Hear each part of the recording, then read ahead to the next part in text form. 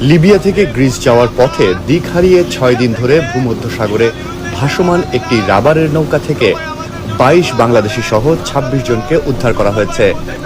২৭ March রাতে Greece উপকূলে ক্রিট দ্বীপের কাছ থেকে তাদের উদ্ধার করে ইউরোপীয় কোস্টগার্ড।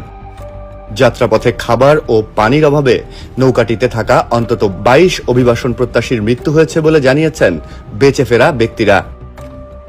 ২৮ মার্চ বার্তা সংস্থা এএফপির প্রতিবেদনে বলা হয়, জীবিতদের মধ্যে ২১ জন বাংলাদেশ, ৪ জন দক্ষিণ সুদান ও ১ জন চাদের নাগরিক বলে নিশ্চিত করেছে কোস্টগার্ড।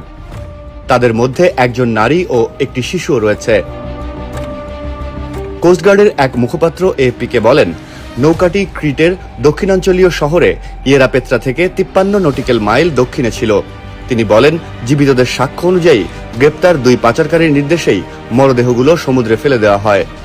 মানব পাচারকারী সন্দেহে নৌকাটিতে থাকা দক্ষিণ সুদানের ২ নাগরিককে গ্রেপ্তার করেছে গ্রিস কর্তৃপক্ষ।